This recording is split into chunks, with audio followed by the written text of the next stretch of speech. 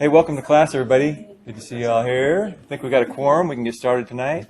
Once again, we're starting with a guest speaker, a very special night. So we're looking forward to this.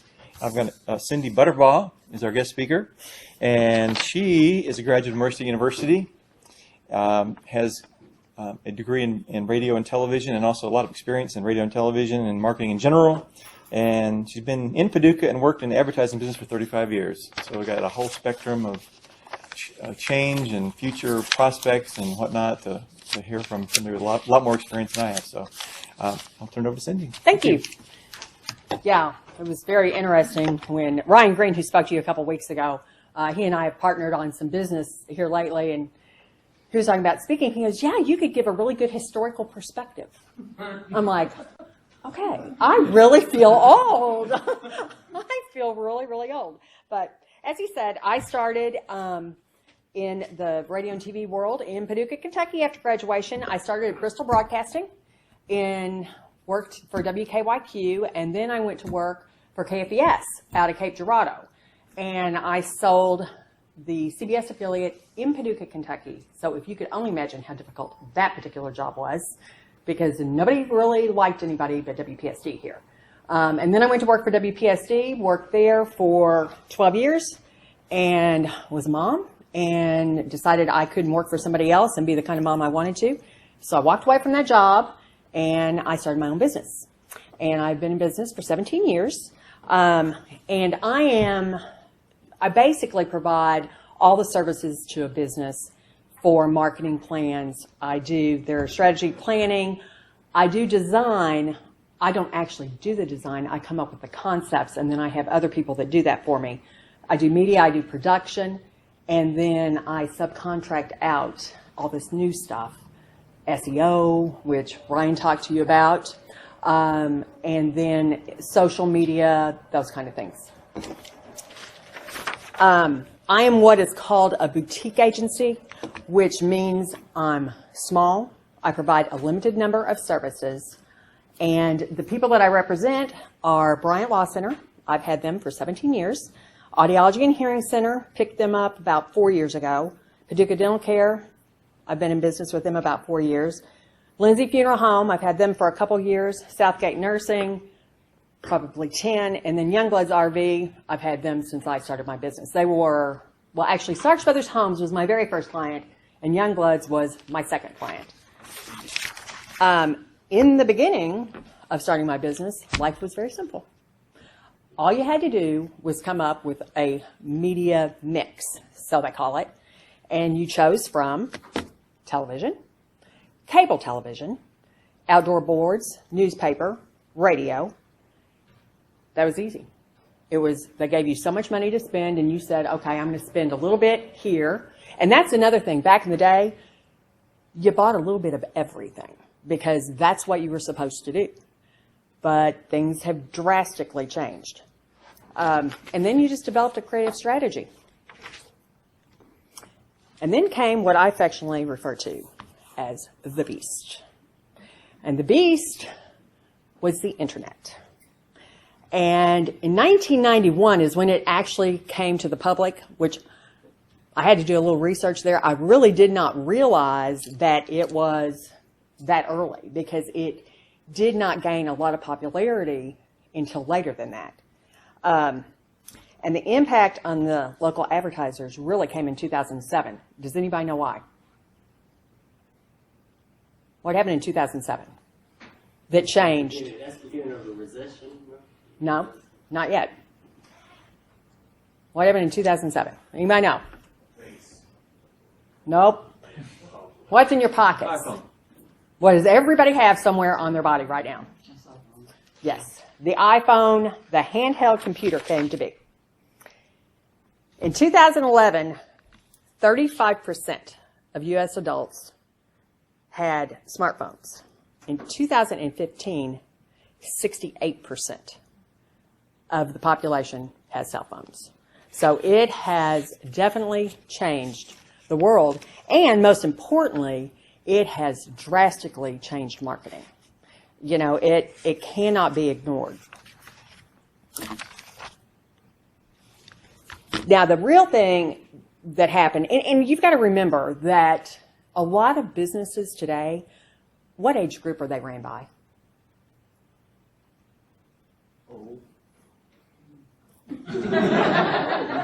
Yeah. Mature is the word I like to use. Thank you, advanced age. That's a very nice way to say that. But yeah, and there's a little bit of a thing about us figuring out how all of that works. And the biggest thing to convince advertisers back in the day was you got to have a website. And people were like, why do I have to have a website? Local advertisers thought, I don't need a website. That's for those big companies. But wrong. How many of you go look up local businesses on the web? Yes, it is the new front door to businesses. Because you know what? People do not hear about a business and go buy the business anymore. The first point of contact with that business is always going to be their website. So it is very, very important. That's a big change in marketing. The other thing that happened is printed materials, which is what everybody always used to judge the success of a marketing program by was how many people saw my ad in the newspaper. Newspaper was what every local advertiser hung their hat on. It was hard to convince them to do television or to do radio because it wasn't tangible. And people wouldn't bring it in. I remember when I was selling television, people would say, well, how do I know if it works? I'm like, well, people will tell you that it works. And really, at the end of the day, do your sales go up? That's how you should judge it. And they're like, yeah, but when I run newspaper, they bring that newspaper into me. So people really had to start changing how they felt. And then the big thing was Yellow Pages. Advertisers used to spend thousands of dollars in the Yellow Pages. But how many of you look at Yellow Pages? How many of you have a phone book in your house? I use it for a couple. Okay. And that was very hard to think. And I remember when one of our sons was in college at Marquette, and I wanted him to make reservations at a restaurant. And I said, well, just look the phone number up in the Yellow Pages. He goes, are you kidding me? I don't have a phone book around here. He goes, Mom, you Google it and see how it is on Yelp. I'm like, what? What's Yelp? I mean, now, I got to tell you, Yelp's my friend when I travel. Because if it doesn't look good, I don't go there. But then, after all that wonderful stuff in 2007, you said it back in the back. The Grand Recession of 2008 occurred. And you talk about a game changer in marketing for local advertisers. That was huge. So not only did local advertisers have to learn how to market in the new economy with the recession, but now they had to rethink everything that they had ever done. Because what they used to do didn't work anymore. The big thing in the new economy was branding used to be the way you did everything. Does anybody know what I mean when I say branding? What kind of commercial that would be? Anybody? Something that over time people become familiarized with, and a logo or a specific product. That's exactly right. It is just establishing yourself, but not really selling an offer, not really making the doors bust down. Okay, it's just a subtle entry into the consumer's mind, and the theory was if you're there long enough, they're going to come to you. Well, you know what? There is a great book out there called Branding is for Cattle. And it's the truth. That is the only thing branding works for.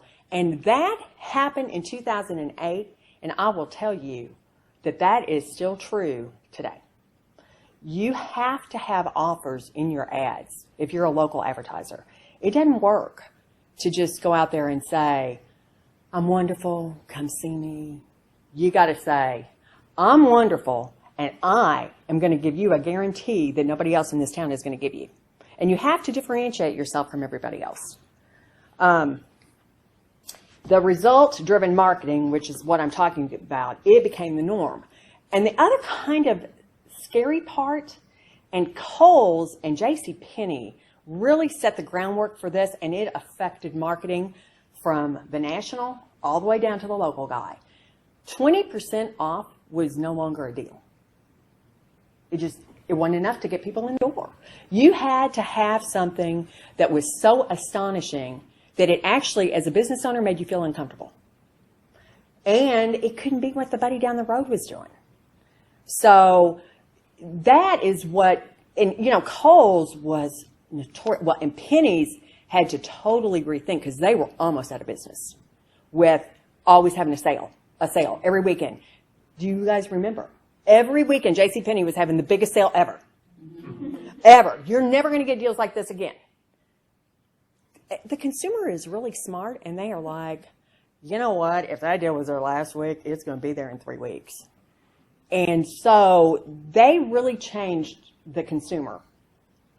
In this new economy, it became very, very critical to have the right ad with the right message, and most importantly, to reach the right customer. Remember when I said earlier, what was the thing in the very beginning of business? What did I do? You hit them everywhere. You buy a little radio, you buy a little television, you buy a little newspaper, you buy a little outdoor, because the point is, reach as many people as you can, and your business is going to do great. Well, that isn't the way it is today. Now, you have to hit the right customer a large number of times, because that's just how you're going to succeed in this world. And the theory of glasses, and I forgot to bring my glasses, but not these glasses, but just picture 4 water glasses here. And you got a pitcher of water. You're going to pour just a little bit in every glass. Okay? Then, if you would take all those glasses and pour in one, what's going to happen? The water's going to overflow out of that glass. That's the theory of the consumer's brain. Okay? If you just put a little bit in a whole lot of different places, you're not going to hit that consumer's brain to get it to overflow with your message. So the theory of glasses, it's what I use all the time with my advertisers when they're saying, well, shouldn't we do this, and shouldn't we do that, and shouldn't we do this, and blah, blah, blah. And I'm like, look, the glasses, remember the glasses. And then they're like, oh, okay, because it's a visual and they can understand that. And the other thing about the right people is, local advertisers didn't really have to think before about who their audience was. But it's very important nowadays to understand that there are 3 critical consumer buyer groups. And they are the baby boomer, moi, and then there is a Gen X, the forgotten ones. They're the 1965 after. And then the millennials, who get a ton of attention. Baby boomers get a ton of attention. Millennials get a ton of attention. Baby boomers get a ton of attention because we have the most money. We are inheriting money from our parents because our parents were Depression parents, and they were savers. And so, the inheritance for the baby boomer generation is huge. Millennials, I'm so sorry, but we are spenders. The baby boomers are spenders, so I doubt if there'll be a lot there, but anyway. And the millennials, nobody has really figured out exactly what to do with them and exactly how to reach them, because they change all the time. Their patterns change. And Gen X, and the reason I want to address Gen X, there is 11% less of that buying group, Gen X, because that's when people only decided to have 2 children. Okay, that's a big reason why. Why is that important for advertisers, local advertisers especially, to address now? Smaller market.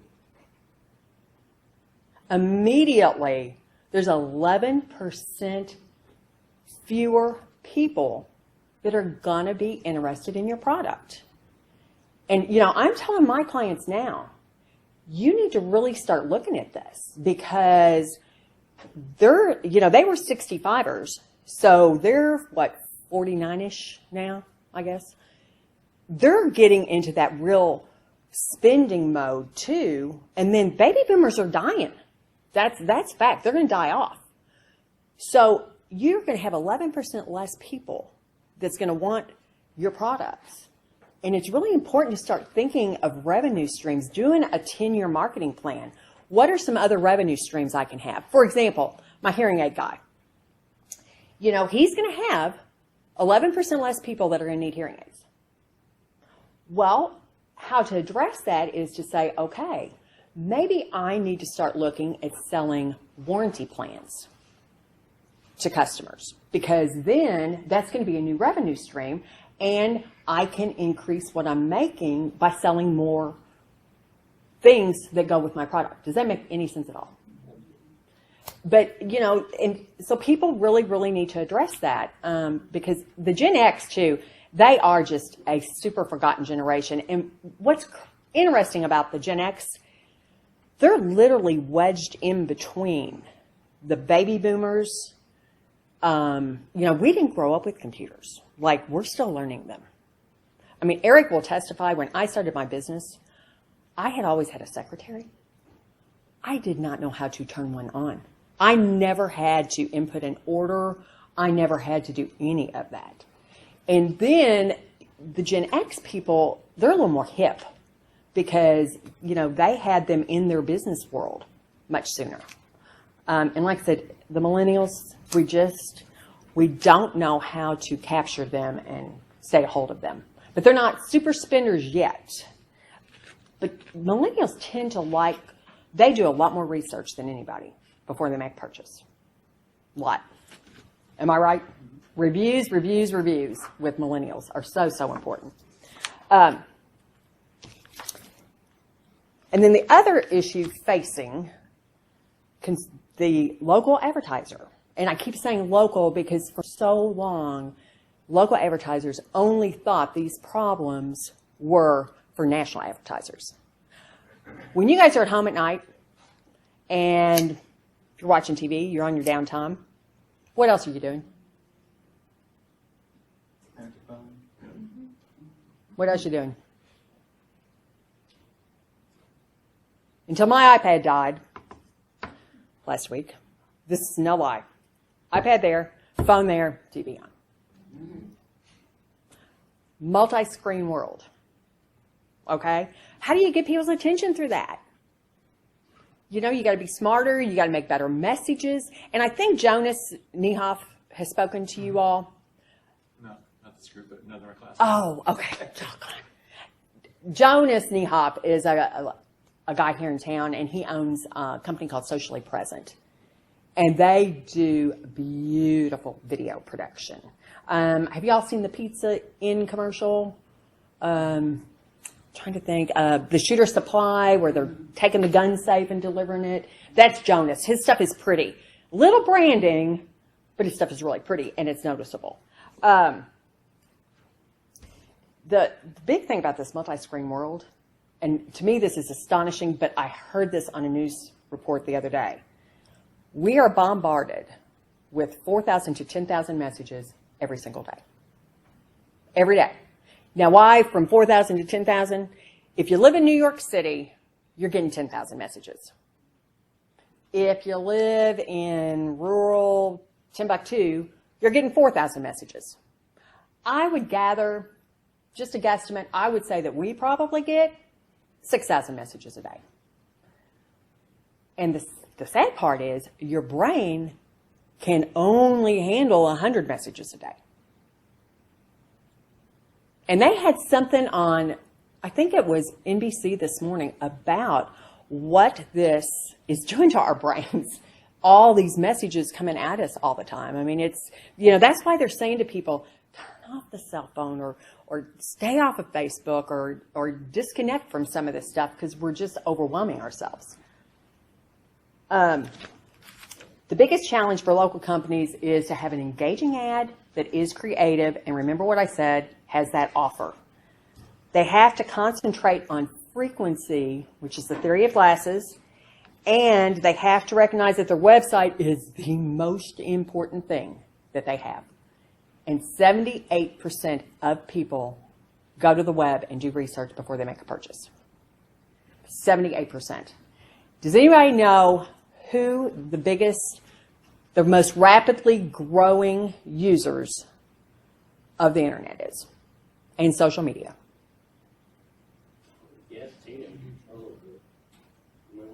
Baby boomers. Got nothing else to do and they're all retired. We're trying to get hip. but no, seriously, they are just realizing that if they're going to survive in this world, they've got to learn how to do this stuff. And do you all understand what I mean when I say mobile-friendly website? You know, this is new too. Mobile-friendly websites came to be probably 3 years ago. Really became important. And that is where the website collapses, you know, so that you can call real quick or get directions or whatever. And I had a few local advertisers that did not have that. And they've all had to convert this year. Because when people are using their mobile device, they want the phone number and they want directions. They don't do a lot of research from it. Now, for a long time, but the design has gotten better on mobile sites too, because it used to be that they would collapse so much that you couldn't even see the same stuff on that mobile site that you could on a full site. But that has been rectified now. But, you know, that's another new thing. And guess what? It ain't free. So local advertisers are actually ending up with all these additional costs that they did not project. But it's no different than our own homes. Did you ever think that you would have a cell phone bill? And did you ever think your cable would run $200 a month? Me either. You know, I never thought that my cell phone bill would run that. I mean, think about it. And so advertisers, they're faced with that now. You know, they've got a lot of additional costs. Digital marketing, and I cannot say this enough, is the new Yellow Pages. And what happened in 2008 when the recession hit, and advertisers realized they really didn't need the Yellow Pages anymore, they just took that money and pocketed it. They didn't reallocate it. Well, now you've got to have digital marketing. And and I would say really up until about 3 or 4 years ago, local advertisers thought they could do Yellow Pages themselves. They also thought that they could write their own website copy. Well, they also thought that they could paste and copy from other websites that they liked online. Well, Google came out with a new algorithm, which was, last April or the year before. And Google said, you know what? You copy material from other websites and we're going to ding you. You're not going to show up. And so now it's really important to hire professionals that know what they're doing to write your content. The other thing is Google puts a lot of emphasis on new content on your website. That's why everybody blogs. Like blogs, I cannot tell you how little they get read. Really engage people. And so my advertisers always go, so why am I paying to have that blog written? I'm like, because we need it for Google. Because the SEO, which Ryan Green does, and he does that for most of my clients, it is so important. You've got to always refresh your content. So they're having to spend money on content writers, and local advertisers are just now understanding that you probably need somebody to do your Facebook for you, because it's got to look really good and it's got to be engaging. You can post all day long, but if nobody's looking at it, and see, too, when Facebook went public, they started selling their ads. So if I do not visit somebody often, even though I've liked their page, I'm not going to see their post in my newsfeed. because I am a very high demand Facebook person. My age, baby boomer, they just think all these things. So see, I get a lot of paid ads in my newsfeed. So the people that I just like as businesses, I don't see them anymore. So the other thing that I do want to talk about a little bit that makes this so difficult in this day and time is the beast has not been tamed. And what I mean by that, my clients get frustrated sometimes because, 4 years ago, I found this fabulous book. It was on how to do your social marketing. Bought it for every client. I said, you got to read this book. It's the best book ever. It makes sense. It's how you need to do your social marketing. Had to go in the next year and say, hey, everything in that book, it isn't cool anymore. It doesn't work. See, television came to be in 1950s, okay? It took probably until the 70s for local advertisers to really figure out how to work that for them. And the boom in the local television, like WPSD selling to Paducah Ford, Mike Smith, Audiology and Hearing, Lindsay Funeral Home, all those, that really didn't happen full force until the 80s. And I don't know if you guys have noticed on television, how many of you watch TV? How many of you watch the commercials? Please tell me. Oh, people, you're making my life worse later. You raised your hand. Yeah, but I watch live TV. So. You watch live TV? No, I don't watch live TV. Oh, you go. DVR, everything. Yeah. But it took that long for local advertisers to figure it out. So just imagine how long it's really going to take to figure out how to make the internet really work. And the thing is, and I've partnered with some younger people, obviously, I needed to. I've got one that does content and blog writing and social media, and then Ryan does the SEO. But I said, technology changes so fast, I don't know if it's ever going to get tamed. There's always something new. And with that being said, marketing in the digital marketplace, two types of marketing. There's content marketing, which that's what appears in the websites. And it used to be that people saw how many times they could put their business name in their web description. Like if you went to their website, they may say 20 times, Starks Brothers Homes sells mobile homes to Western Kentucky and Southern Illinois, and Starks Brothers Homes is the best manufactured home dealer in Western Kentucky, Southern Illinois, and Southeast Missouri.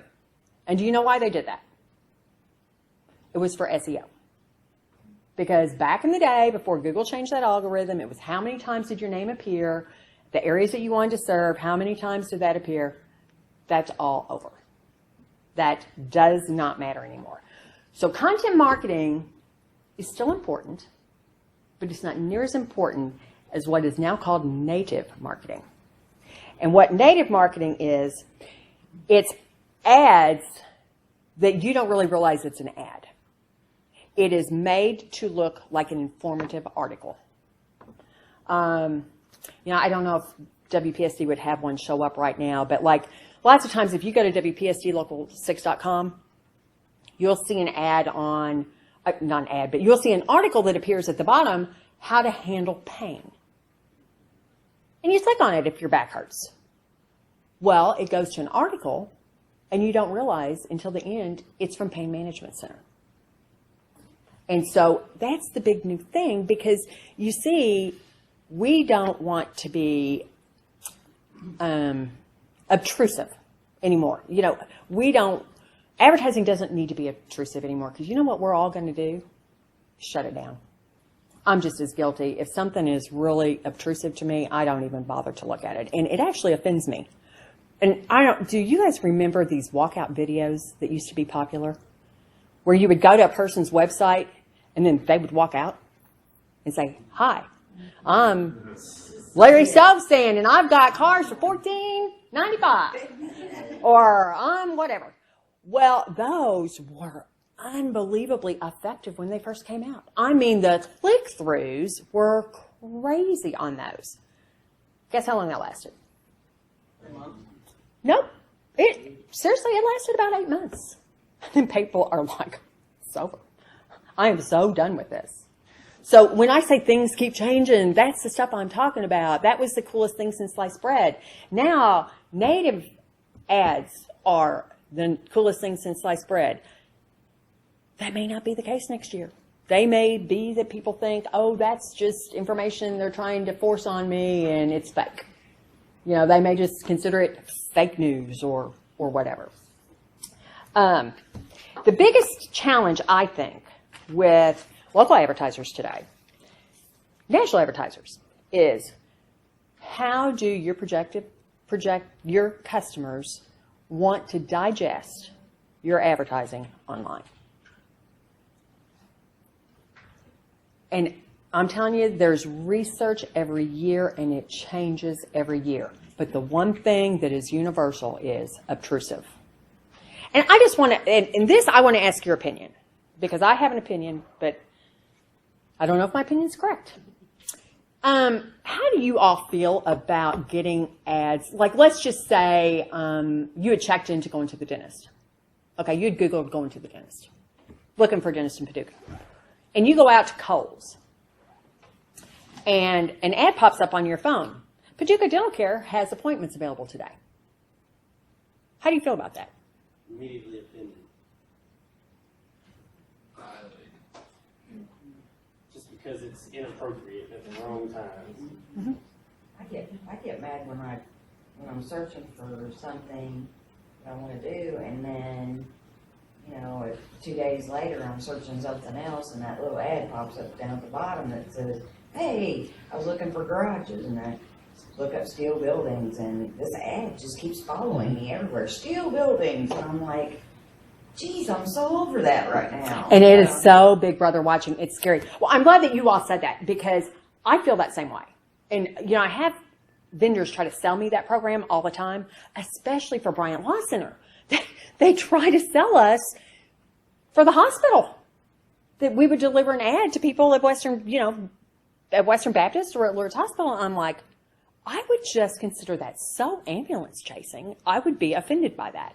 So it's nice to know that I'm not alone in that theory. Because sometimes I wonder if that theory is age or it's correct. But see, there hasn't been enough research done on that yet because in some areas, people are having great results with that.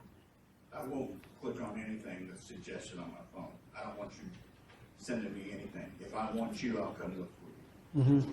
Because you get viruses and a lot of that do the exact same approach. Hey, we can do this for you. Click here. Mm-hmm. Mm-hmm. It is so difficult because, I just sat through a 3-hour presentation the other day for a client, and we're probably going to go with the program. But what is interesting is they're leaning away from so much of that type of they'll still do the retarget marketing ads do work though, which is what you're talking about. If I Googled, now see, I like them personally, but because if I was looking for that pair of shoes and I didn't want to buy them then, but then they pop up and I'm like, oh, I forgot about those. Yeah, I want those. I consider it a service, but I'm not everybody. But we are getting ready to go with a program for one of my clients, and a lot of it is the online videos that, the pre-rolls that happen. Like if you Google an article, then or Google how to do something, then you go there and you've got to watch an ad. Well, the ads, they don't recommend more than 15 seconds. Too many people are doing 30-second ads, and I'm telling you, I'm not going to sit there for 30 seconds as a consumer. I'm not. Skip ad. Mm-hmm. Because there is that.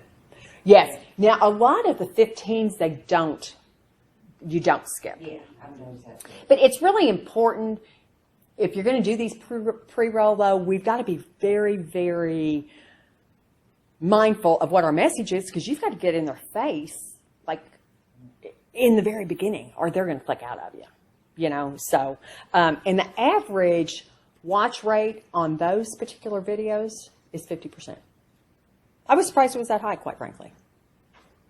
because let me tell you, direct mail is like, nowadays if you get 1% return on investment on direct mail, you are jumping through hoops. And so 50% click, watch through rate is pretty high. Okay, these things I found so interesting. Video marketing statistics. What content types do you want to see more of in the future? And this is from people. Okay, this is research. Social media posts, they want news-related articles, and videos are the top 3 things that people want to see from businesses. By 2017, video content will represent 74% of all internet traffic. That is huge. And the big new thing, in case y'all haven't noticed it, is Facebook Live.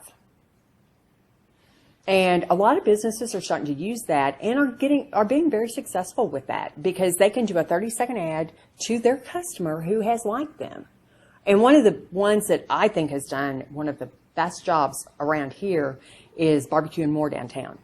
And when she gets a new item in, she does a Facebook Live. And she says, hey, we got this in, thought you might want to see it. If you're interested, give us a call. So I could just call and have her put one back for me. So, and then 4 times, and this is so true, 4 times as many consumers would like to watch how a product works or how to do something than be told or have to read about it. They want to see it. You did a Facebook Live today, didn't you? Yesterday. Yes. Yeah. See, I'm trying to convince clients to do that. How important that is. And this is crazy. This is an aside, but I had a dental implant put in yesterday. And so I go to the dentist in Paducah Dental and I'm like, hey, let's do a Facebook Live. They're like, what? And I said, I don't know. I've never done one, but let's do it. Let's just see what happens. And so we did our little Facebook Live.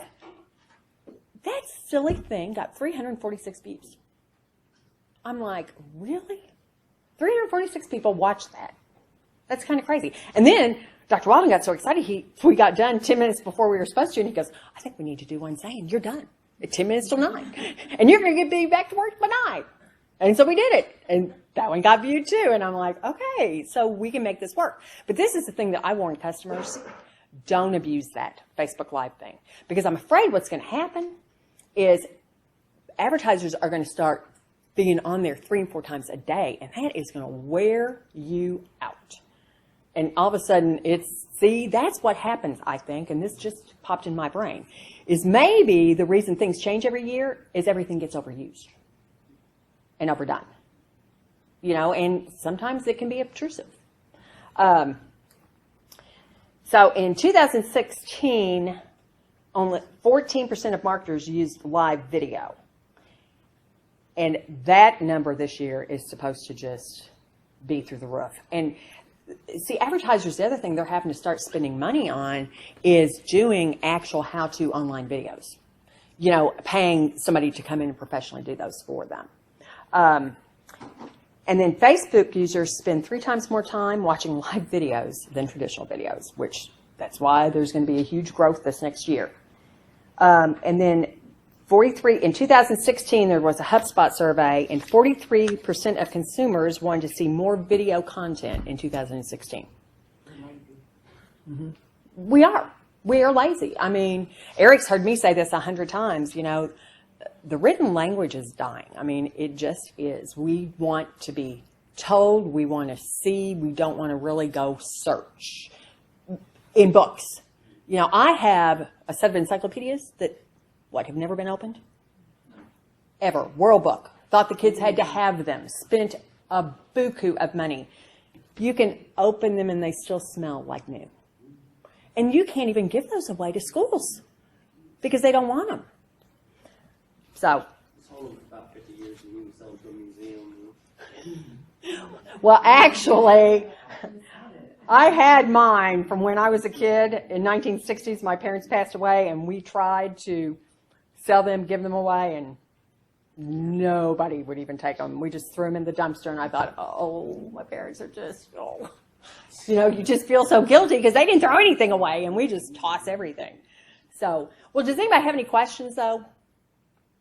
Yes? So if it's going to get You tell your clients not to abuse Facebook Live because you're afraid we're going to shut it down. It'll get old and nobody's going to like it. Would it be? It seems like it's going to happen anyway. When it's inevitable, it's going to happen. Somebody's going to abuse it. So how come they can't just get on there and abuse it now while it's still effective and try to lock in those returns while they can? That's a very, very good point. My fear would be they can unfriend you. Oh, yeah. That would be my fear. Yeah. You know, because if I start getting too much stuff in my newsfeed, I'm telling you, you're done. Right. Well, I'm not thinking like just be on there 3 or 4 times a day, but I see nothing wrong with once a day. I mean, I see the barbecue and more ones too, and a lot of times I watch them because I don't see them that often. It's not, maybe a couple times a week. Yes, which I think that's about right. I think 2, maybe 3 times a week. Right. And the other thing that I'm telling advertisers is figure out how to make it interesting. Like Barbecue More, I want to watch it because I want to know what she got in. So whatever you're selling, whatever widget it is that you're doing, make it where people want to watch that. Don't just get on there and say something silly. But that's a very good point. And yeah, I would be afraid I'd miss the boat. well, and the Facebook Live thing, see, it's going to be interesting to see too what happens with Facebook. But I think what's going to end up happening is do you guys know you can pay to push post on Facebook? Anybody know what I'm talking about? All right. If I do a Facebook Live, okay, let's just say I'm Barbecue More, and I just do a Facebook Live, and I just got in a bunch of corksicles and all the new colors. I don't want to just reach the people that have friended me. I want to reach beyond that. And I know that my customer is probably going to be Paducah and primarily female, and let's just pick an age 25 to 54. Well, you can go into Facebook, and you can say, I want Paducah women 25 to 54, and I want to spend $50. I mean, it's cheap too. It's so cheap. So they will deliver your message, that Facebook Live video, to as many women as that $50 will buy, that 25 to 54 in Paducah. Is that what when you see an ad that says sponsored on there, that's what those are? That's a one-time hit, though. I mean, you get it, you got one shot. That's right. But it's on the back end, you can say, I want to spend $50 and I want people to see it. I want to hit it 3 different days. Right. You can go on the back end and do different things with it. But see, that's when Facebook went live, they had to figure out a way that they were going to make some money. And they did it with sponsored content. And that is why it became so much harder for local advertisers. But I'm telling you, social media works. And it can increase business. I mean, I am a firm believer in it. I don't know if you guys, the Paducah Sun voting thing, how many people don't know about that in this room? And a lot of that was social media on how to do that. And it is interesting. They took that online this year instead of doing it in the newspaper. The voting has just been through the roof because you can vote every day. And, it just, people want the online stuff. It's just easier. Are they making more off of that than they would off of sales?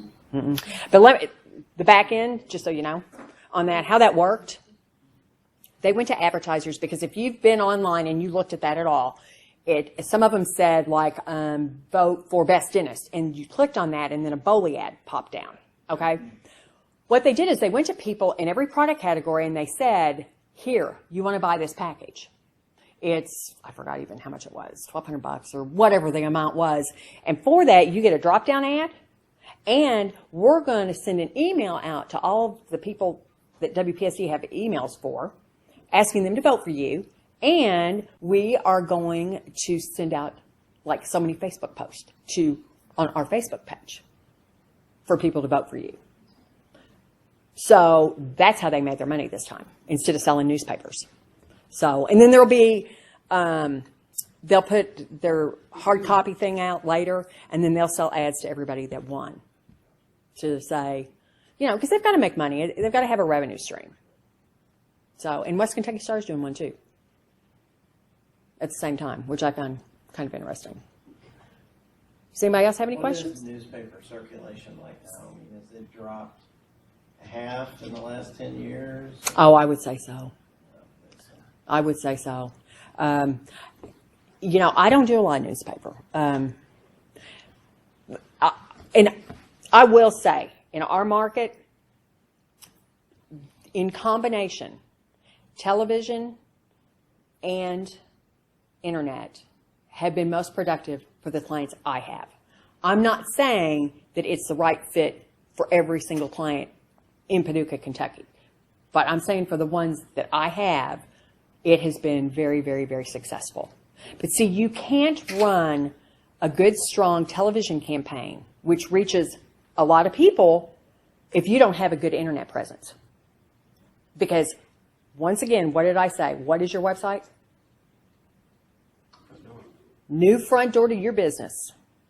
And you don't want it to look shabby. So, that's kind of another thing that local advertisers, they'll spend $5,000 to get a website designed. And that's a lot of money. And they think, oh man, look at that website. It's great. It looks awesome. And guess what? 3 years later, it's old. It's outdated. What's cool 3 years ago, it's not cool today. And so, really you need to change your website design every 3 years to make things work. I know one thing that I want to see more of that I don't see is as a millennial, I review everything and I price shop. Whenever I go to local businesses, they don't necessarily post prices of what they're selling. So I'm like, okay, hell, I'll just order on Amazon, I'll be here in 2 days.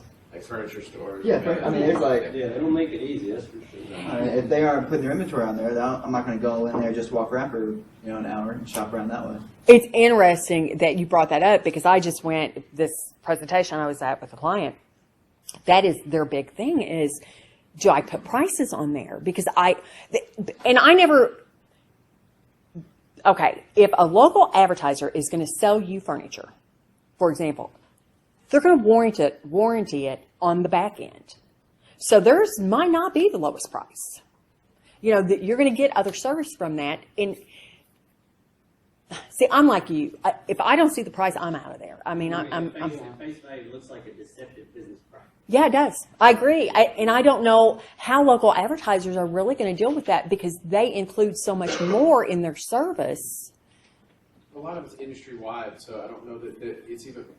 If Hicken wanted to put prices on their website, I don't know that it would be possible because those prices would probably have to come from the wholesale side of it. That is correct. And see, there are rules too. A lot of cars, RVs, you can only put so low. Yeah. And so the big strategy is, okay, do you just put the MSRP with a line drawn through it and say, call us for the best price? But see, your average consumer doesn't know that they're telling you can only advertise to this point, even though you might sell it less. So that's deceptive too.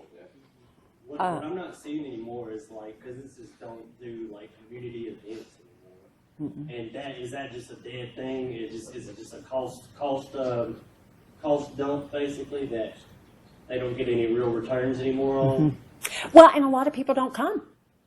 That's the other sad thing is now Lindsay Funeral Home when they celebrated their 100th anniversary 2 years ago, we did a community concert downtown, free.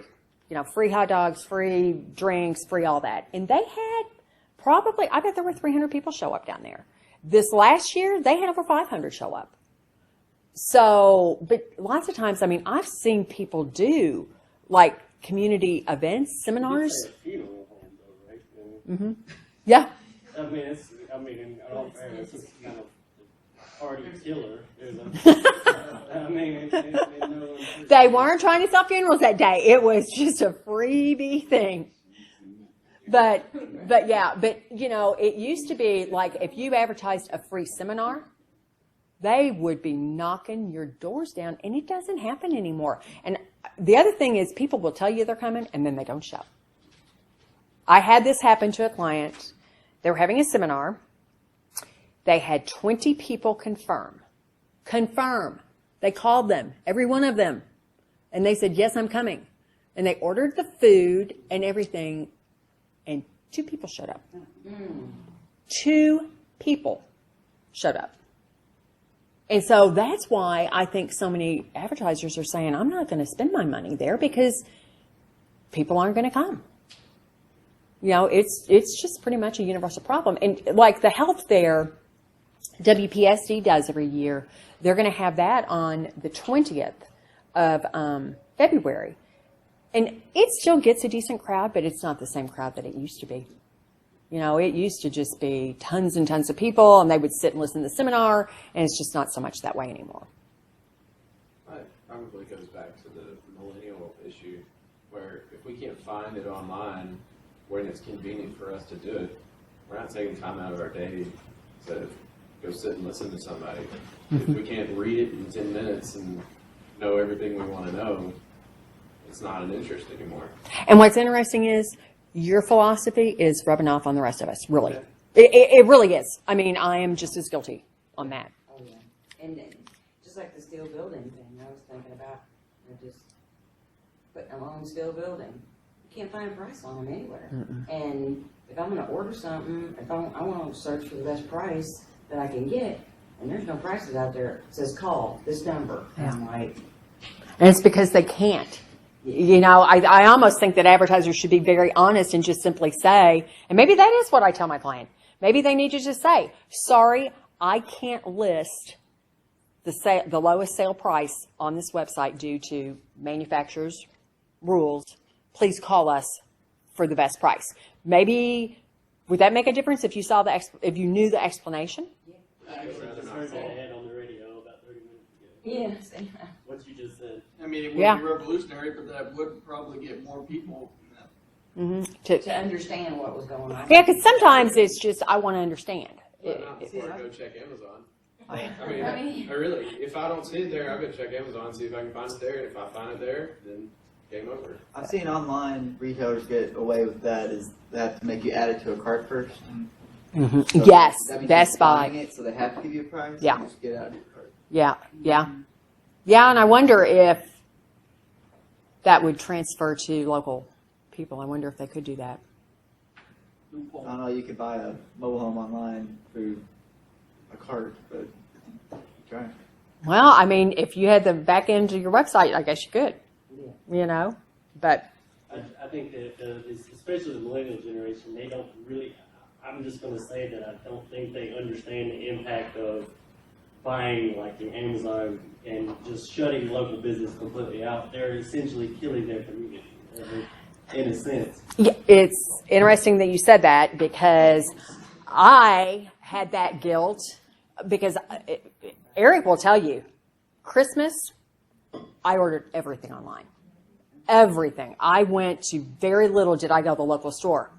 And then we're surprised that now Sears is closing in Paducah. And who's going to be next? Because we're not shopping them. You know, and those store managers, they're based on what their sales do there, not what the online sales do. So that is a very good point. And I thought that the other day. I thought, gosh, what are we doing? Social responsibility. Yeah, what are we doing to our local communities doing that? You know, because guess what? When we need donations for fundraisers, who you go to? They go Local. I don't think Amazon's going to give me anything. You know? So. But in summary, advertising for local business is becoming more and more complicated. It is important to stay proactive, ahead of the game. They've got to establish their place in the digital world. And like I said, in our market, a combination of television and internet gets results.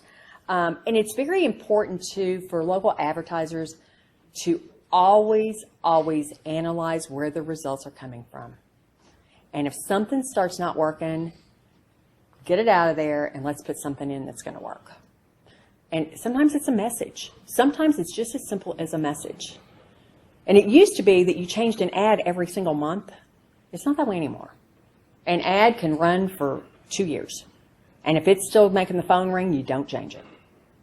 And then infographics, just on Facebook, why it's so important and why you really can't do it yourself is they are liked and shared 3 times more than any other content. Oh, and this is something I do want to touch on just briefly is with this online advertising, everybody's selling it. Everybody's selling SEO. Everybody's selling the best product. And it is so important because they all don't do what they say they're going to do. I'm just telling you. And it is very, very important if you're in a business or you're in a position in a business where you're having to hire somebody, make sure they're transparent. Make sure they give you all the bells and whistles and all the reports that go with that. Because, you know, online is such a beast, as I say, because we don't know how to look on the back end of everything. And so they could be telling you stuff that, you know, they could be telling you got this many hits. Like somebody told me this. I was in a presentation and they're like, well, you know, our website gets 1 million, blah, blah, blah. And I said, oh, really? I said, well, can I see where from the Google Analytics? And they're like, well, we don't, you know, it's just 1 million. I said, well, how many of those are from Russia?